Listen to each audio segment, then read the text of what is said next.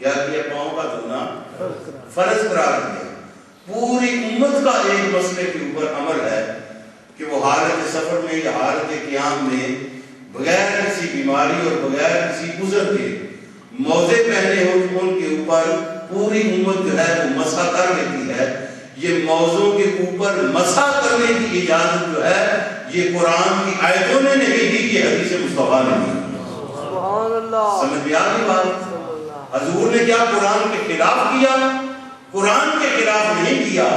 رسول اللہ صلی اللہ علیہ وسلم نے اس خصوصی رخصت سے فائدہ اٹھایا جو حکم کرنے مصطفیٰ میں نازل کیا رحمت اللہ صلی اللہ علیہ وسلم نے۔ یہ موضوع پہ مسح کرنے کا حکم صحیح بخاری کی جلد اول صفحہ 23 اس کے اوپر موجود ہے۔ قرآن مجید نے ایک حکم ہمارے سامنے بیان کیا، فَانْكِحُوا مَا طَابَ لَكُم مِّنَ النِّسَاءِ مَثْنَىٰ وَثُلَاثَ وَرُبَاعَ۔ قرآن مجید نے 4 بیویوں کی اجازت اس آیت کریمہ میں بیان فرمائی ہے۔ کتنی بیویوں کی؟ 4۔ صورتیں کیا ہوں وہ الگ بات ہے کہ کس صورت میں دوسری کر سکتے، یہ حکم نہیں ہے کہ 4 کرو، یہ اجازت ہے۔ اجازت کس صورت میں ہے وہ اگلی آیت کریمہ جو ہے وہ بیان کر رہی ہے کہ تم اللہ کو سے تو پھر یتامى فانكحوا ما طاب لكم من النساء مثنى وثلاث ورباع۔ بہرحال میں یہ کہہ رہا ہوں کہ 4 کی اجازت قرآن نے عطا فرمائی۔ کتنی کی اجازت عطا فرمائی؟ 4 کی اجازت۔ مل کے کہہ کے ذرا کتنی کی اجازت عطا فرمائی؟ 4 کی اجازت قرآن مجید عطا فرماتا ہے۔ سنن ابی داؤد کی جلد نمبر 1 صفحہ 283 میں حضور علیہ السلام کا فرمان موجود ہے۔ قرآن 4 کی اجازت عطا فرما رہا ہے۔ رسول اللہ صلی اللہ علیہ وسلم حضرت علی کرم اللہ وجہہ کریم کو سامنے بٹھا کے فرما رہے ہیں جب تک میری بیٹی زندہ ہے تو دوسری شادی نہیں کر سکتا۔ سبحان اللہ، جب تک فاطمہ زندہ ہے تو دوسری شادی نہیں کر سکتا۔ کیا رسول اللہ صلی اللہ علیہ وسلم قرآن مجید کے حکم کے خلاف فرما رہے ہیں؟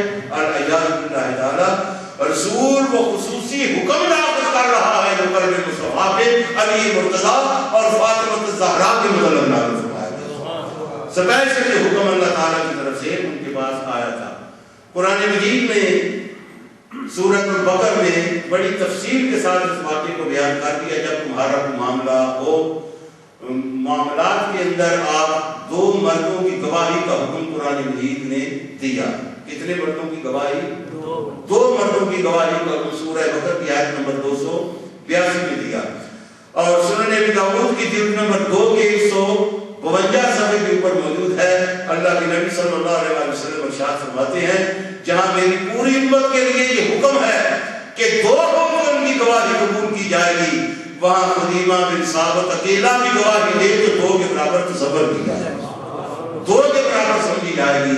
یہ حکم قرآن مجید کے خلاف نہیں آیا بلکہ اللہ کے نبی صلی اللہ علیہ وسلم کو جو خصوصی اجازت اللہ کی طرف سے عطا ہوتی ہے یہ اس کا حکم رحمت اللہ صلی اللہ علیہ وسلم نے دیا۔ اب آخر میں ایک بڑی واضح بات آپ کے سامنے کرنا چاہتا ہوں۔ قرآن مجید نے نماز کے اوقات جو ہیں ان کے متعلق حکم ارشاد فرما دیا سورہ النساء کی آیت نمبر 103 میں، ان الصلاۃ کانت علی المؤمنین کتابا موقوتا۔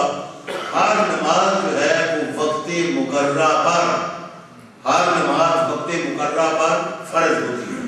جب نماز کا وقت نہیں ہوتا اس وقت تک نماز فرض، اپنی فراغت کے حساب سے ہم نماز نہیں پڑھ سکتے۔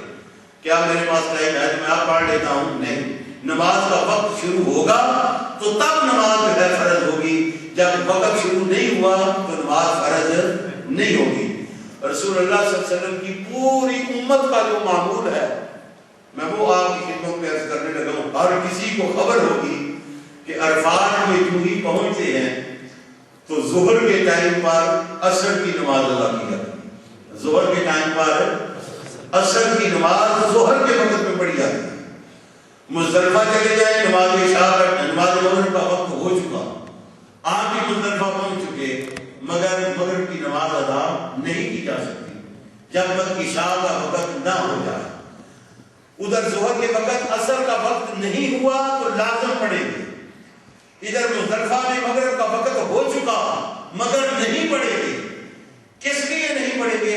قرآن ارشاد فرماتا ہے ان الصلاۃ کانت علی المؤمنین کتابا موقوتا، کہ نماز وقت کے اوپر فرض ہو جاتی ادھر رحمت عالم صلی اللہ علیہ وسلم کا حکم سامنے ہے، وقت نہیں شروع ہوا تو ظہر کے ساتھ اثر پڑیں گے، یہاں وقت شروع ہو چکا مزدلفہ میں مگر مغرب نہیں پڑھ سکتے، یہ عرفات میں دو نمازوں ظہر و عصر کو ملانا اور مزدلفہ میں مغرب اور عشاء کو ملانا یہ قرآن کا حکم نہیں، مصطفیٰ کا حکم ہے، رحمت عالم صلی اللہ علیہ وسلم کا حکم ہے، قرآن مجید کے اندر اس کا ذکر نہیں، اور پوری امت رسول اللہ صلی اللہ علیہ وسلم کی اس حکم پہ عمل کر رہی ہے۔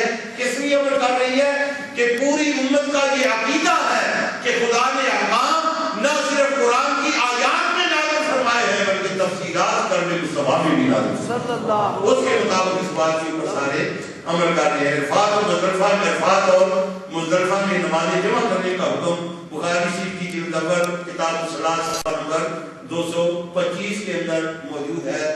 ایک اور بھی بات عرض کرتا جاؤں، سورہ نساء کی آیت نمبر 7 تا 14 یہاں حکم میراث کا یعنی وراثت کا حکم جو ہے وہ بیان فرمایا گیا، بیٹے کا حصہ کتنا ہے، بیٹی کا حصہ کتنا ہے، عورت کا کتنا ہے، ماں کا کتنا ہے، یہ سارے حصے جو ہیں یہ متعین فرما دیے، قرآن مجید نے متعین فرمایا ہے۔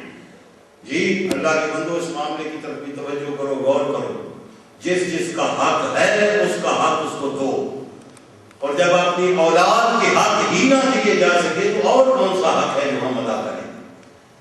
جن کے حق ہیں ان کو حق ادا کرو۔ رحمت عالم صلی اللہ علیہ وسلم پر نازل ہونے والے قرآن میں بیٹی کا حصہ بتایا گیا، بیوی کا حصہ بتایا گیا، مگر رحمت عالم صلی اللہ علیہ وسلم بخاری کی جلد نمبر صفحہ 435 رسول اللہ صلی اللہ علیہ وسلم کھڑے ہو کے ارشاد فرماتے ہیں ہم جو کچھ بھی چھوڑ کے جاتے ہیں وہ صدقہ ہوتا ہے، وہ ترکہ نہیں ہوتا، نہ تو عائشہ اور خدیجہ کو حصہ ملے گا اور نہ ہی فاطمہ الزہرا رضی اللہ تعالی عنہا ان کو حصہ ملے گا۔ پوری امت کے لیے حصے قرآن نے متعین فرمائے، رسول اللہ صلی اللہ علیہ وسلم نے اپنے حصے سے دستبرداری کا اعلان فرمایا، اپنی مرضی سے نہیں فرمایا، اللہ کے اس حکم کے مطابق ارشاد فرمایا جو احکام خصوصی ہدایات جو کرنے میں ثواب نازل ہوتی ہے۔ اور یہ کوئی ایک مسئلہ نہیں، ایسے سینکڑوں مسائل جو ہیں وہ موجود ہیں۔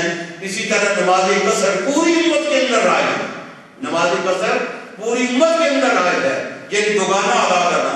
قرآن مجید نے دوگانے کا حکم صرف حالت جنگ میں دیا، سن لو، حالت امن میں نماز دوگانہ کا کوئی حکم جو ہے وہ قرآن مجید کے اندر موجود نہیں ہے۔ حالت جنگ میں صرف نماز قصر ادا کی جا سکتی ہے، 4 کی بجائے 2، اور بسا اوقات وہ بھی ایک، یعنی ایک رسول اللہ صلی اللہ علیہ وسلم کے پیچھے پڑھ رہے ہیں، چلتے ہوئے پڑھ رہے ہیں، نماز خوف جسے کہتے ہیں۔ یہ صورت جو ہے نماز قصر کی یہ حالت جنگ میں قرآن مجید نے بیان فرمائی، سورۃ النساء کی آیت نمبر 101 وہاں اس کی تفصیل جو ہے موجود ہے کہ یہ نماز قصر کب ادا کرنی ہے۔ رحمت عالم صلی اللہ تعالی علیہ وآلہ وسلم نے ایک سفر کے دوران قصر فرمائی، صحابہ نے عرض کیا، قرآن پڑھنے والے تھے، انہوں نے عرض کیا اللہ کے نبی صلی اللہ علیہ وسلم یہ قصر نماز ہے، یہ دوگانہ نماز یہ تو حالت جنگ میں نہیں تھی۔ اللہ کے نبی صلی اللہ علیہ وسلم ارشاد فرماتے ہیں اللہ نے تم پر یہ سفر میں حالت جنگ ہو یا حالت امن ہو، یہ سفر کی نماز کا قصر کرنا خدا نے تم پر صدقہ کر لیا ہے، صدقے کو قبول فرما لو۔ یعنی قرآن نے حالت جنگ میں نماز قصر رکھی ہے، اب پوری امت حالت امن میں نماز قصر پڑھ رہی ہے۔ یہ نماز قصر کی قرآن کی آیات میں نہیں، رسول اللہ صلی اللہ علیہ وسلم